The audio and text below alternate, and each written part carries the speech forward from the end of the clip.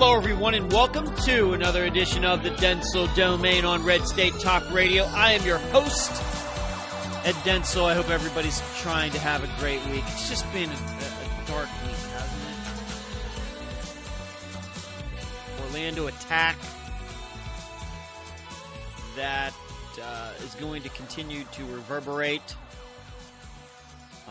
for a lot of good reasons, because we should keep in mind that we're hated, but for a lot of bad reasons, and that most of our political leaders don't have the courage to take the steps to fix these attacks, to try to stop them, to give citizens the tools to stop them, and we'll get more into that. But then I saw on the news that in Orlando, just coincidentally, a toddler was attacked by an alligator at Disney World at the Grand Floridian Resort.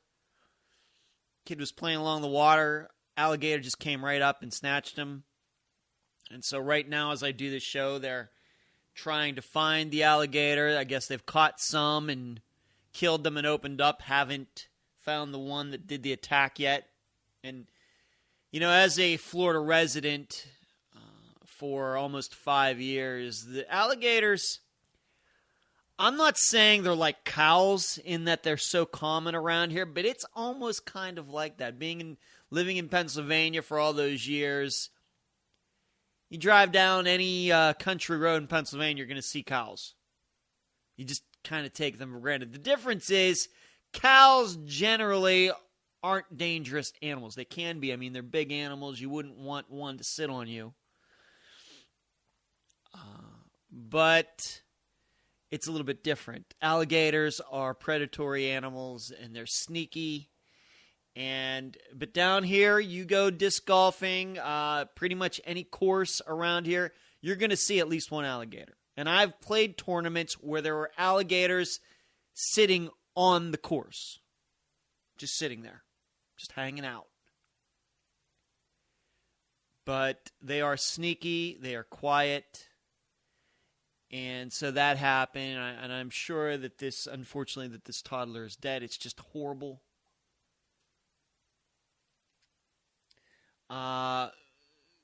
Given so much attention has been given to this Orlando attack, it's kind of covered up the news that there was a terrorist attack in France again. 2 policemen. Was it a husband and wife? The terrorists stabbed both of them.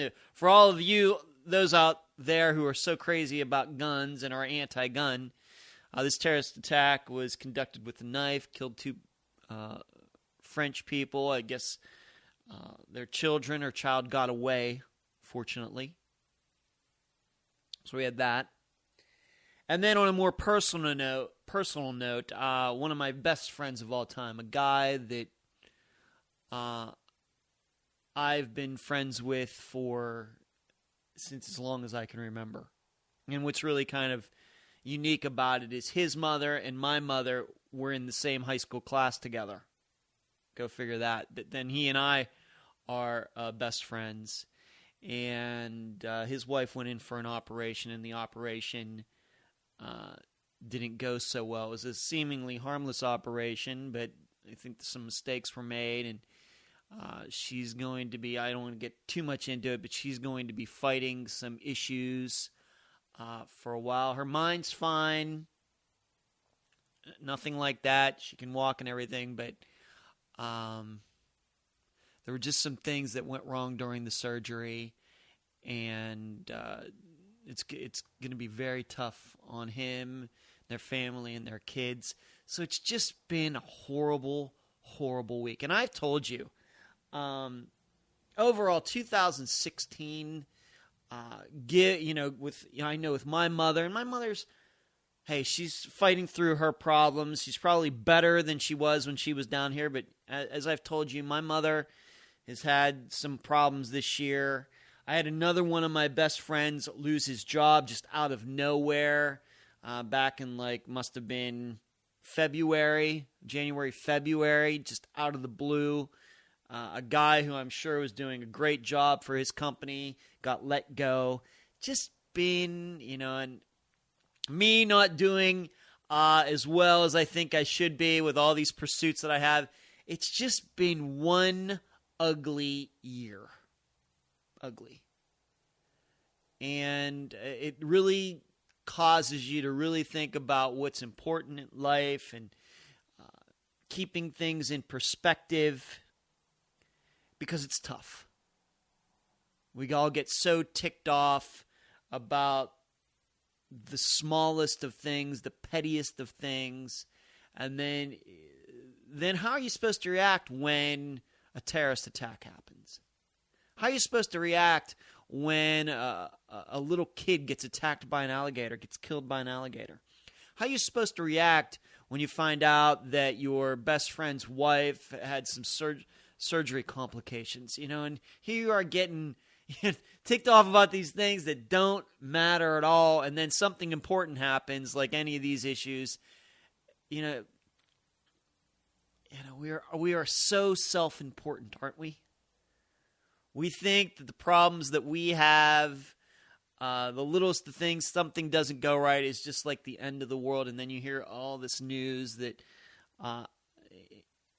and it certainly does hopefully wake you up.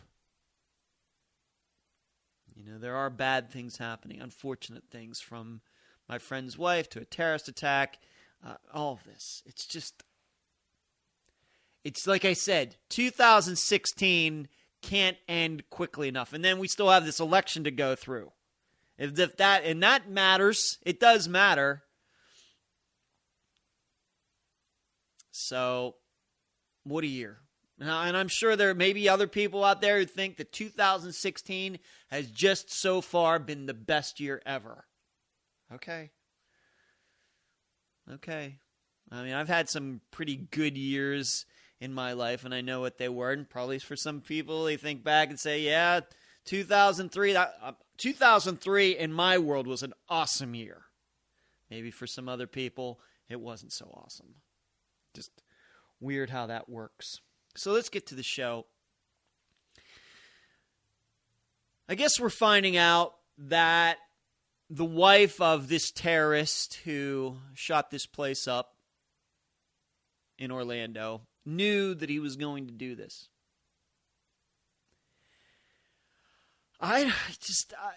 It almost leaves you speechless, because didn't we kind of find this out in the with the San Bernardino bombing or shooting as well, that the grandparents took care of the kids and the parents just went off to shoot this place up? Are we really sure? I mean, I remember thinking in the beginning that probably the family didn't know, but I'm not so sure about that now, over time. There were also the stories at the time that neighbors kind of thought something suspicious was going on at the house of those, or the apartment of those shooters, but they were afraid to say anything because of, not wanting to profile. They thought they were the ones that were going to get, the neighbors thought they themselves were going to get in trouble. And so then you come back to this wife of this terrorist, and this is this guy, this second wife. This is not the first wife who claims that he beat her, and I'm inclined to believe more and more that he did beat her. But not only that, this Orlando terrorist wife got him the ammunition, went out and bought the ammunition that was used in the shooting, the attack, the terrorist attack. And even to the point where she would drop, now that we know that he was a frequent visitor to this club. I don't know how far that goes back. I don't think I've read a time frame, but had been there many times, enough to be recognized by people, that she used to drop him off at this place. Now, what kind of weird situation is that? She would know what the place is, right? She knows that it's a gay nightclub. I just want to know, for the record, I'm not married, and I'm probably never going to be married.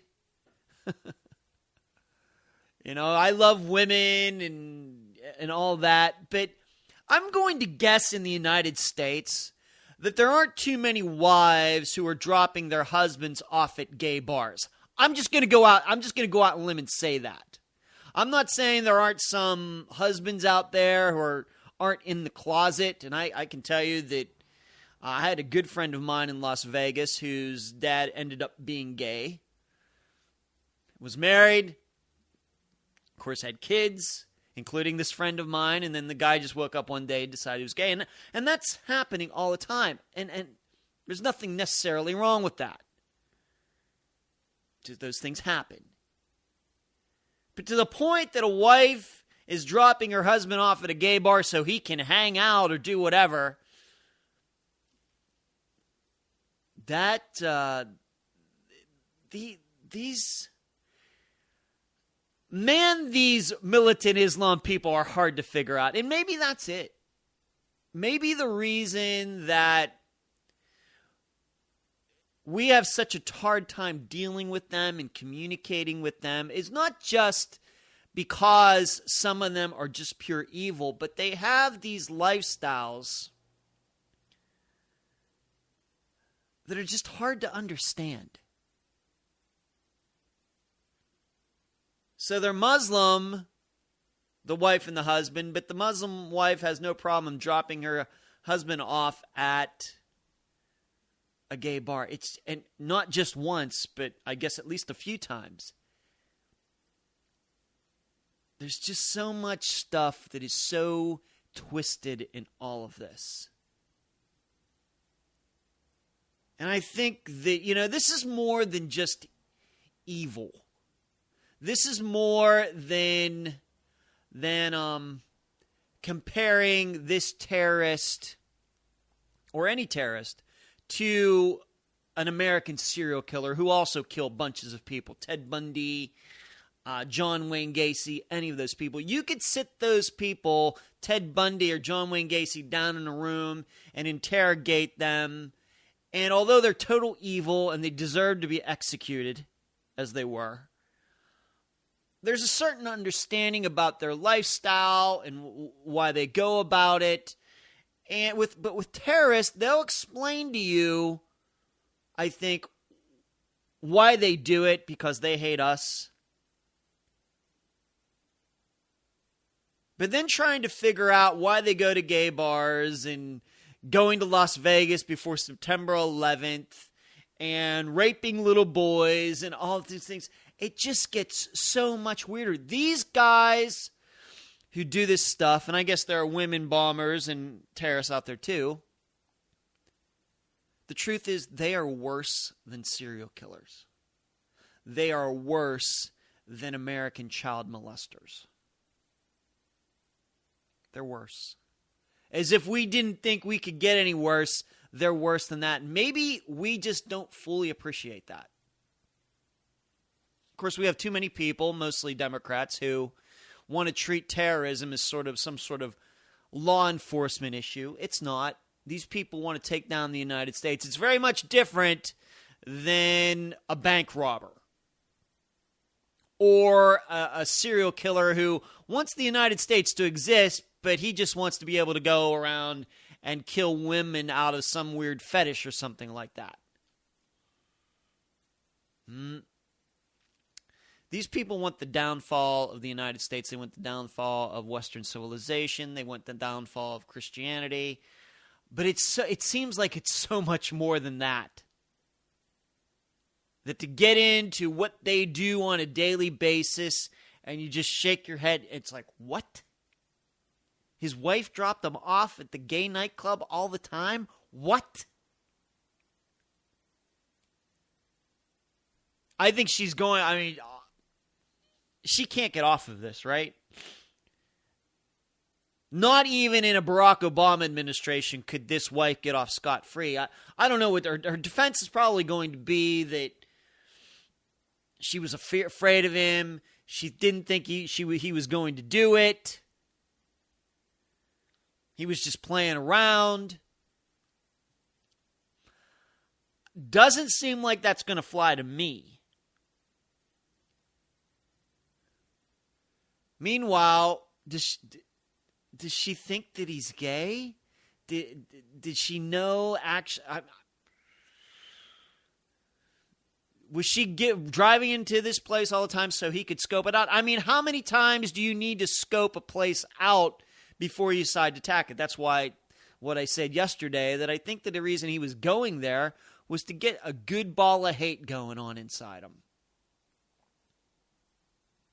And I think his wife had to know that. But still, it just seems like it's just something I don't think that your average American who is non-Muslim can understand. Now, if your husband works at a gay nightclub, he's a bartender there, maybe he's the manager there or something, and I suppose you could be straight, work at these places, then I see it. This was not that sort of situation. It's also the reason, though, that we as non-terrorists, us non-militant Muslim types like myself and most Americans, we have such a low opinion, and the opinion is getting lower, of your average Muslim out there. That when you hear a story like this wife who was doing this, you can't help but think, well, how many other Muslims who wouldn't blow up someplace or shoot up someplace also covered up for this guy? I'm not going to be surprised if you find out that a lot of Muslims covered up for this guy. He told many people what he wanted to do, and they just kept their mouth shut. And that's why it's hard to start drawing a line about who should be held responsible and who shouldn't be. This is where all this talk from, for example, Donald Trump about not allowing Muslims into the United States comes from. I don't necessarily agree with that. Because like I've told you, I don't know how you tell the difference between a Muslim and non-Muslim by just looking at people. If they're coming from Syria, it doesn't necessarily mean that they're Muslim. Probably are. If they're coming from Iraq, probably are. Maybe not. And people can fake it. I'm sure that if I sat down and studied the Quran for a week, I could fake it as a Muslim too. I'm sure I could fake it as a Jew, as a Hindu, as a Buddhist, as an atheist, as anybody if I thought I needed to get into some other country and fake it. So I could get in. So, and that's a discussion I had months ago when Donald Trump first said that. How do you determine who's Muslim and who isn't? I don't know. But when you start finding that so many Muslims who wouldn't shoot up, who you don't think would shoot up a place, but knew somebody that was going to do it, how responsible are these people? Are they? What punishment should they get? If they're American citizens like this terrorist was, you can't send them back to wherever. There's nowhere to go.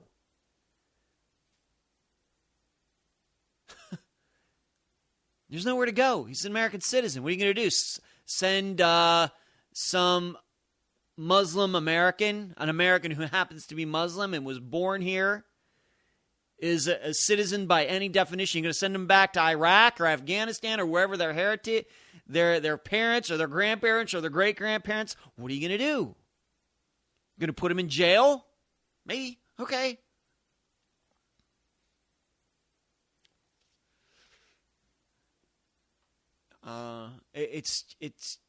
And that's why I think more and more, and the truth is, it's not your average American who is a bigot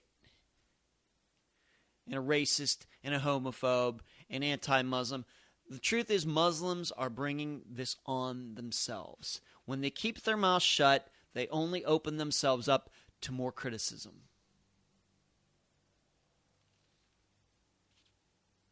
I don't know how long that can continue. I don't know. You know, as I've told you, I'm not the greatest Christian, but if I I know that if I heard about some other Christian that was going to go shoot someplace up, I'd say something. I would.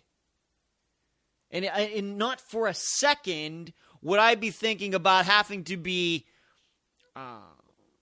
loyal to some other Christian or loyal to whatever they were going to do, or because for some reason that Christian thought it was moral to do so. It would not even enter my mind. So I think that's why a vast majority of Americans have a hard time putting themselves in the positions of this wife, of others who knew about the San Bernardino shooters, of anybody who knew about the Zarnev brothers and their bombing at the marathon, or anything else. The Fort Hood shooter, whoever else you want to pick out.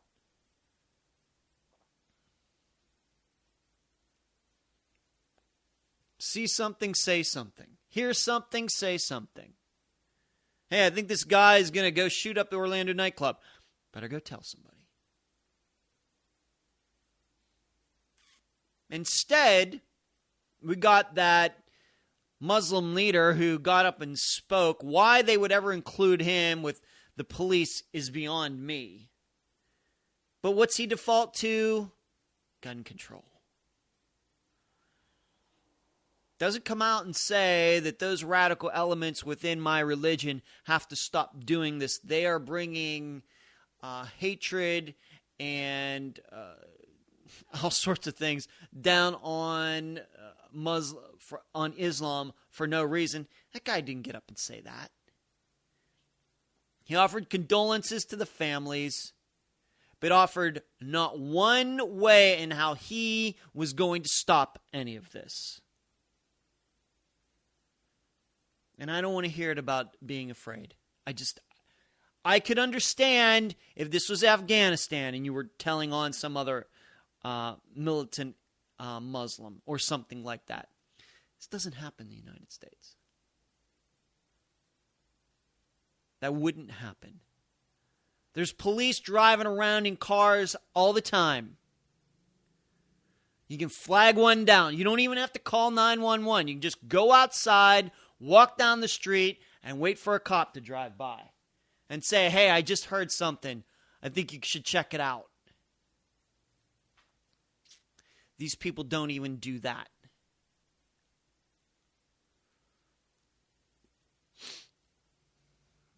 I understand that within, inner city communities, in black communities, Hispanic communities, they have a certain amount of suspicion that goes along with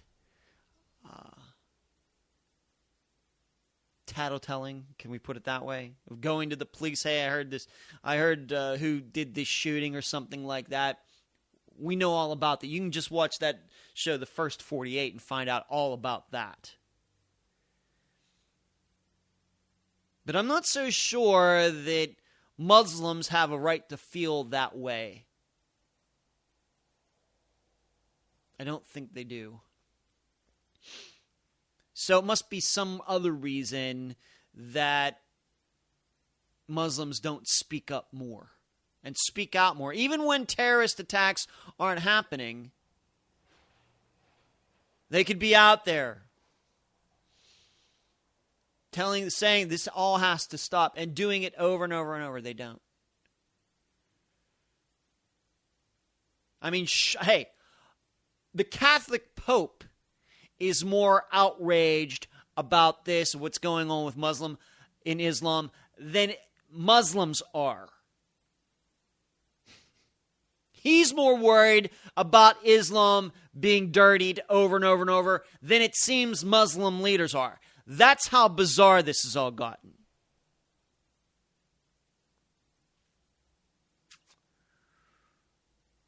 Now, as far as going back to something I mentioned earlier about, was he gay?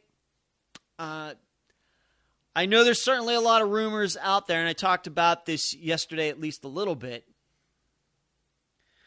To my knowledge, as of yet, no man has come forward and said, yeah, I had a relationship with that terrorist. Seems like he hung out with a bunch of them. But this, once again, you know what this kind of feels like? Remember the Charleston shooting perpetrated by that white kid? Remember the Charleston church shooting? Was that last year? Was that the year before? He went in there, prayed with all these Christian, good black people that just were getting together, worshiping. He sat down with them. They accepted him. And then, an hour later, he gets his gun out and murders them? Well, certainly that kid kneeling down with all of those good Christians did not make that kid a Christian, right? So likewise, just because this guy hang out with a bunch of gay men in a gay bar doesn't make him gay.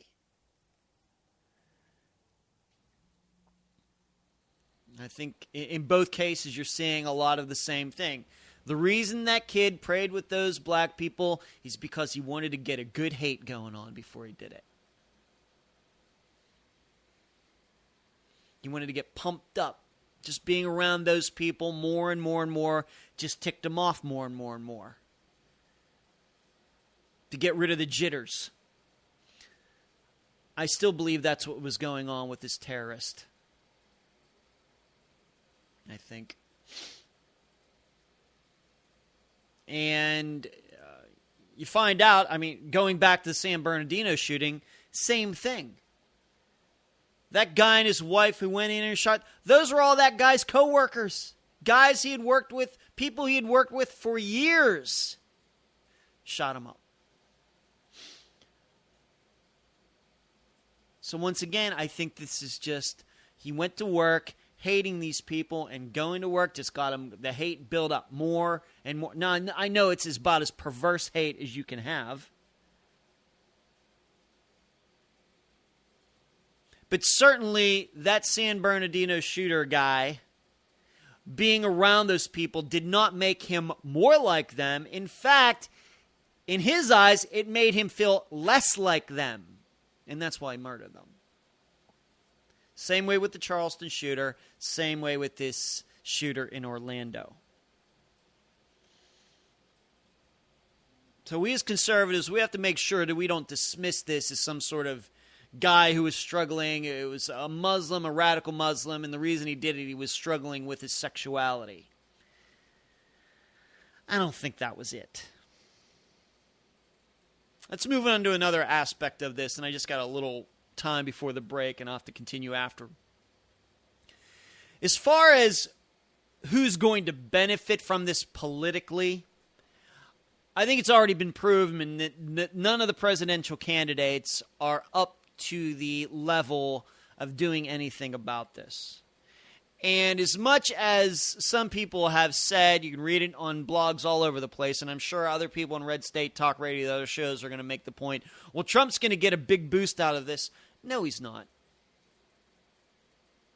Here's why. And this is something that I was telling a friend of mine. The reason that Donald Trump is not going to get a boost out of this is because too many Americans continue to think that all of this is our fault.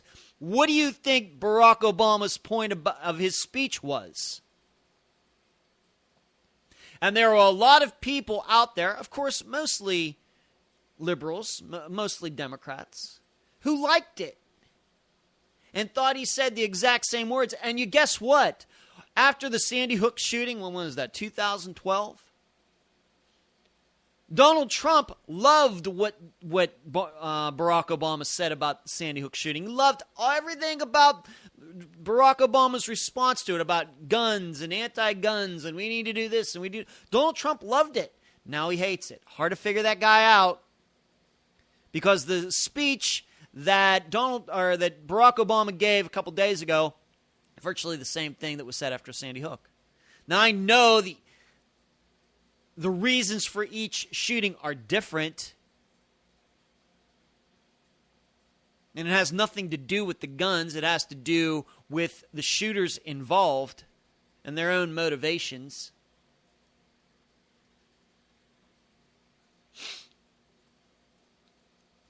But Donald Trump's not going to get a boost because a lot of people think it's our fault. And as I've told you, I haven't said it recently, that's why it ends up being that liberalism is an ideology of self-hate. People going about their daily lives, making their own choices, loving living in the United States, but hating themselves at the same time. Every time something like this happens, they instantly blame the country that they allegedly love. It's a ideology of self-hate. And that's why it's destructive. But I got to go to the break. You've been listening to the Dentzel Domain on Red State Talk Radio. The voice of American conservatism. WRS Digital, Red State Talk Radio. And we are back at the Dentzel Domain on Red State Talk Radio. I forgot to mention something at the beginning of this show. If you don't know, the Pittsburgh Penguins won the Stanley Cup on, what was it, Sunday night? It seems like yesterday, but it was Sunday. And they had a parade in Pittsburgh today. And I was watching it, and the times that we live in, and you can't, I think probably a lot of people have the same reaction as I do, that I just hope something bad doesn't happen.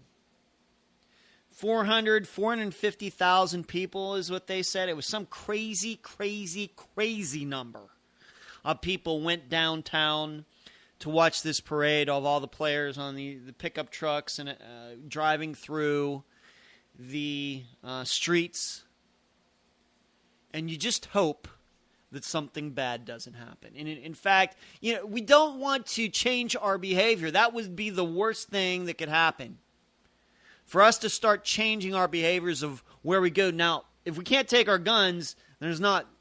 Luckily, the way this is set up, you could bring your gun to the event, but if it's some sort of terrorist bomb, like happened in the marathon bombing, not much a gun can do about that. But I watch it and I just cross my fingers and hope nothing bad happens. And I also have to admit, maybe it's a little bit of my antisocial tendencies to be coming out. My homebody, my dislike of large crowds coming out a little bit. I just hope that the people who went there today just didn't go there oblivious. I hope they went there thinking in the back of their mind, I'm going to have a good time, but I'm going to keep my eyes open too. That's what you have to do, people. That's what you have to do. So it's just unfortunate that you have to think about things like that today. And I don't think that's going to go away anytime soon. And getting back to that point, I was, toward the end of the show yesterday, I mentioned that what can we do about these Americans who become terrorists, like the San Bernardino shooter, like the Sarnev brothers who were living here. Were they American citizens? I don't remember, but they were here. They were here legally, one way or the other. And then this guy who shot up the nightclub in Orlando. What can you do? And I told you yesterday, and you have to remember something. Many months ago, Donald Trump came out and said, well, we have to shut these mosques down. And I made the point of saying, shutting down the mosques is not going to do anything. Shutting down a building does not make an idea go away. Unfortunately, we're going to have to go out and get those Muslim leaders who indoctrinate and talk about this stuff in the United States and wherever it may be, wherever they may be, United States or elsewhere. I've also told you that what gives these kinds of people the strength to do what they do is seeing that people who think like them are having success elsewhere. This has been the biggest problem with our fight against terrorists in the world, is that sometimes it looks like the terrorists are winning. And you know what? No matter if it's Islam, Christianity, or the Pittsburgh Penguins, people love being part of a winner.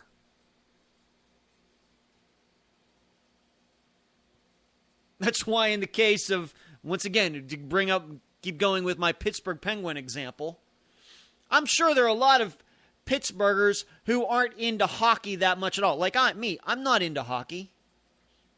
Not really into it. But did I watch the last couple games of the Stanley Cup? Yeah, I did. Total bandwagoner. I'm willing to tell anybody about that.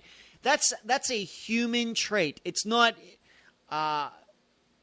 particular to Christians or white people or black people or Syrians or Italians or any. It's just the way people are. People love to be a part of a winner. And I think some of these American terrorists, they hear about ISIS doing this and ISIS doing that. And so it tells them, you know what, I have these radical tendencies. I want to do that too because those other people are having so much success. I know that's perverted, but I also know it's true. But when you defeat these people, whether it's in Iraq, Afghanistan, anywhere, the Philippines, Indonesia, I don't care where, Iran, you let those people in the American citizens who maybe are feeling like going off the deep end, they start thinking, you know what? I'd really like to do something. I'd really like to do something for my radical religion. But man, it's getting its butt kicked. And maybe I just want to just keep quiet. I definitely think there's something along those lines. These guys in the United States who are citizens, they're here legally, but have those terrorist ideas in their heads. When they see terrorism winning, they want to win too. Whether that means they go to join ISIS and fight with them, or they want to do something here, it's all the same. They want to be part of a winner. There were even German Americans who, despite Hitler being a nut, there were German Americans who went over and fought for the Germans. Why? Because, well, the German at the time, Germany was winning. They got screwed when Germany started losing. But they went over and joined while Germany was winning. Why? They wanted to be a part of winner. Didn't matter that Hitler was a nut.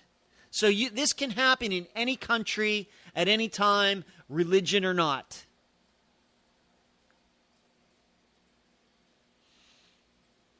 And dare I say it, would have probably more people volunteering for the military in the United States. And I know that we have very many brave women and men who do that every day. But if we were winning more, probably would have even more people joining up. But it seems like we're piddling around and cutting back here and cutting back there.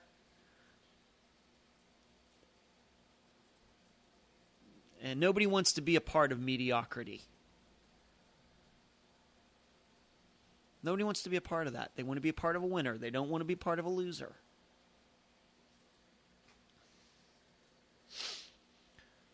But there was an article at American Thinker talking about why does it seem that younger Muslims in the United States are more radical than their parents or their grandparents who have been here. They're American citizens, but they are more devout Muslims. They have more radical ideas, and they seem to believe more in Sharia law than their parents and grandparents. Why is that? This American Thinker piece gets into that. And I can boil it down to a lot shorter than what they get into in that article. You know why? Because these people are never told that they're wrong. That's why. It's part of the PC culture. It's part of, I would call it, the Star Trek mentality. And I'm a huge fan of Star Trek. But what was one of the main ideas in all of the Star Trek shows and movies? That no one culture is better than any other. Right? You go somewhere where we just have to stay out of their affairs. Doesn't matter what they do or what they say. There's no universal right. There's no universal wrong. That's kind of the Star Trek way. Well, that's the kind of the way that we do things in the United States. The only culture that's wrong is conservatism. Everything else is just as awesome as ever.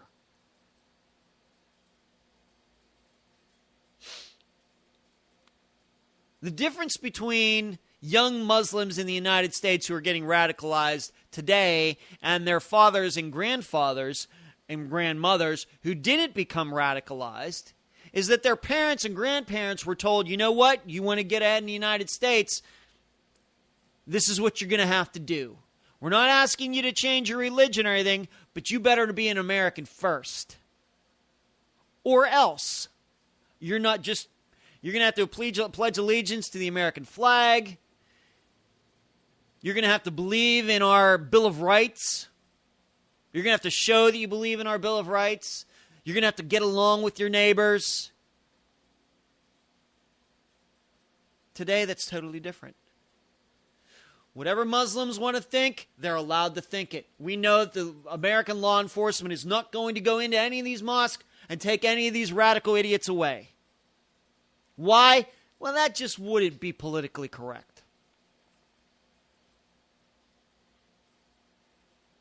What's also helped this along is that, now maybe not in the case of this particular terrorist, and these guys had jobs, and that's what makes this so disturbing. Big government hasn't helped any of this as well. You know, you'd like to think that the more Muslims interact with non-Muslims, that the more they'd feel like being part of the United States, but they don't. But it could be the reason that they're just never told that they're wrong. They're just like a bunch of brats. They're like a bunch of 13-year-old, 15-year-old brats who their parents are afraid of them, and they never tell them, you need to shut up. You need to behave yourself. Whereas our American government has no problem telling that to Christians and Jews and conservatives and free market people. And it's amazing how those people tend to be the most peaceful, and the people who are never told that they're wrong are the most violent. That is not a coincidence.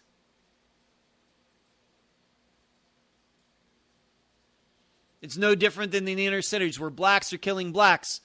What happens? Well, that's just, it's the white guy's fault. It's not the inner city community's fault and their lack of morals. No, it's what the man did to them. It's amazing how you can create a bunch of know-it-all, arrogant narcissists who otherwise have no money to go about killing themselves. Why? You never tell them that they're wrong. And they never face any discipline. They're so arrogant, they don't even tell the cops when a murder happens. It's all part of the same thing. There is something about shunning and peer pressure and anything like that that works. That is outside the law. And that's where we get to values and mores and your culture and stuff that is outside a bunch of legislators sitting down and writing out laws. Sometimes it's just the community itself that can police itself. You want to come to the United States, you better figure out a way to fit in. Or else. The problem we have now is there is no or else. There is just not fitting in. And people get away with it. And then you can add in the internet to that. You can add in the government allowing all these people to slip right through their fingers like they did in this Orlando shooter's case, investigated him twice, said he was okay. Yeah, all you people who expect the government to defend you, good luck with that. Good luck with that. So it's a conglomeration of different issues that causes these people.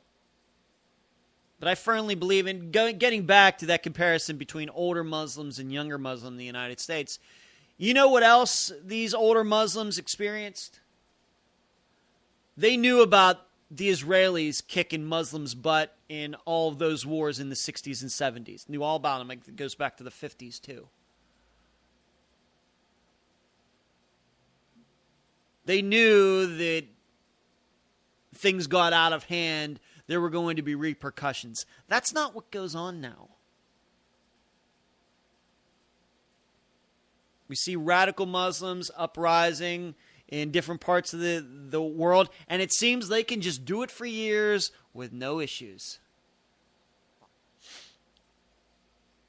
And it gives radical Muslims, people who are more inclined to do that in the United States, more hope. It gives them a reason to think about doing it themselves. We have to quash that hope in the United States. Shutting down the mosques isn't going to work. Going into the mosques and taking the radical people out is going to work. And that there's going to be repercussions when people start talking about hating Jews, hating gays, hating Christians, taking down Western civilization. They start talking about Sharia law, there have to be penalties for that.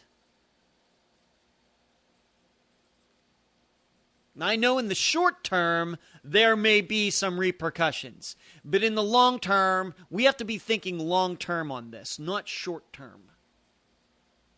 We have to be thinking how do you plan 20 years from now for there to be no terrorist attacks in the United States and no preaching of hate of the United States going to the United States? What's your plan? Nobody has any plan. Nobody running for president has any plan, and most senators and congressmen don't have any plan, and they don't want to talk about it. What can I tell you? Shutting down the buildings isn't going to do anything because the ideas will continue to exist.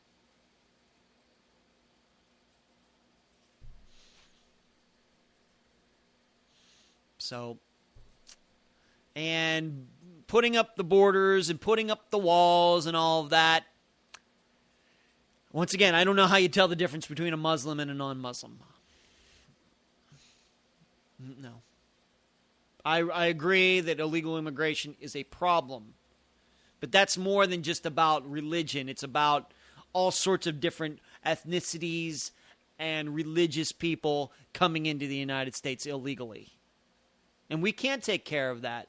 But just singling out Muslims, I don't know how you do that. Let's move on to something else kind of in a different vein.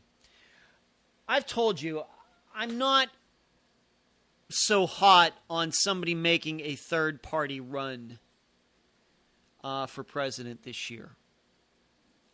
This is a personal issue in that I believe that the United States has to suffer just a little bit more. We are a drunk who isn't tired of being tired yet. And I really believe for us to get our act in order, we just need to suffer a little bit more. Mm-hmm.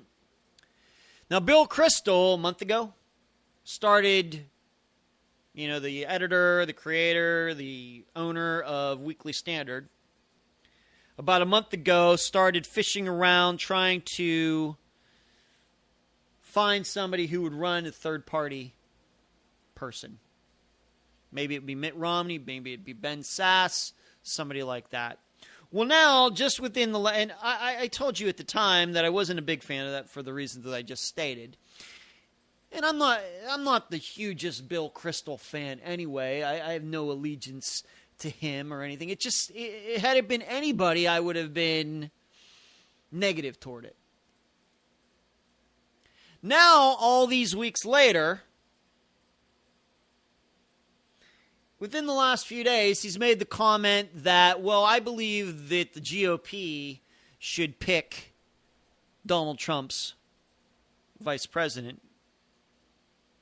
Whereas, for the most part, the nominee gets to pick whatever vice president that he or she wants. Hillary Clinton will have the opportunity to pick any man or woman or transgendered person that she wants. And up until now, every Republican nominee has gotten to choose whoever he or she or he wanted. John McCain, Sarah Palin, Mitt Romney, Paul Ryan. Go back to probably one of the more surprising ones, Ronald Reagan picking George Herbert Walker Bush, which at the time seemed like an odd pairing given those two fights in the nomination process. But now Bill Kristol is coming out on the other side, I guess just resigned to the fact that Donald Trump's going to get the nomination, and says the GOP needs to pick the vice president for him. But then that was like 5 days ago. Now, today or yesterday, and this friend of mine sent me this article. Now Bill Kristol is saying that Donald Trump should pick somebody on his own, but it should be somebody with a military background. It's funny how quickly things change for Bill Kristol.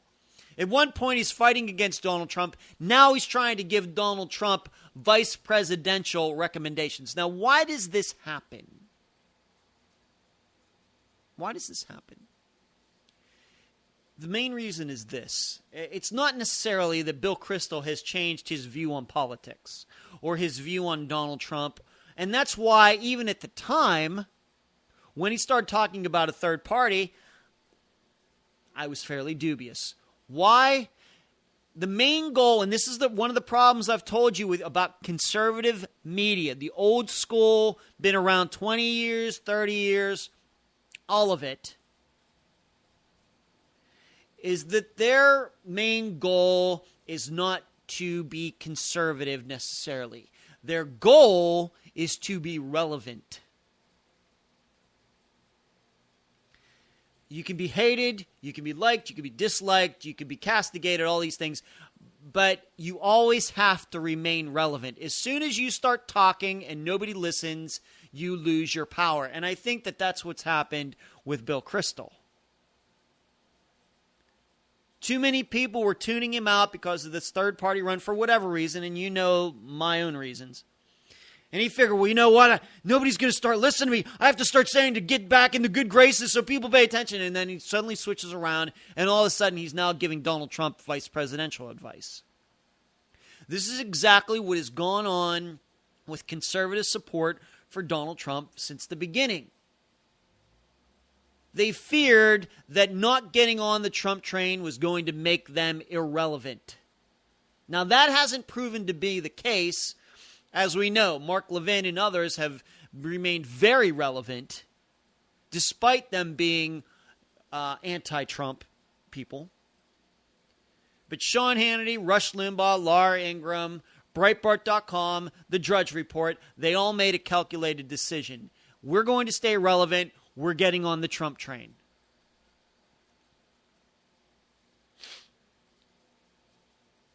The worst thing about being in politics and being in media is not to be hated. It's to be ignored. And that's a problem. Because then your decision-making comes from, what do I need to say to get attention? Doesn't matter if it's the truth or not. What do I say to get attention? I just have a little bit of time here. But there's a difference between, for example, Marilyn Manson, the rock star, former rock star, and the Beatles. They were both in the music business. They both had some popular songs. But Marilyn Manson was here and gone in about 2 or 3 years. Why?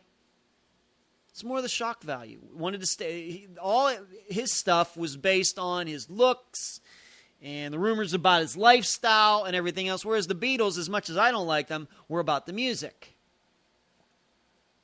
And I just fear the conservative media, for the most part, have become a bunch of Marilyn Mansons. Here today, gone tomorrow, hooking on a fad. But I gotta go. You can go to edwarddentzel.com where you can find all of my old Red State Talk Radio shows. You can find them on YouTube, Podomatic, Podbean, and SoundCloud. edwarddentzel.com/book. So where you can download for free the first chapter of my next novel called The Comebacks. You can email me at edwarddentzel@reagan.com. Follow me on Twitter, Dentzel Domain. You can find me on Facebook and LinkedIn. Check out my other show, America's Missing Podcast. It's going to be on Red State Talk Radio this weekend with my co-host, Melissa Bridges. We're going to be doing some more shows shortly. It's been a pleasure talking to you tonight. You've been listening to the Dentzel Domain on Red State Talk Radio.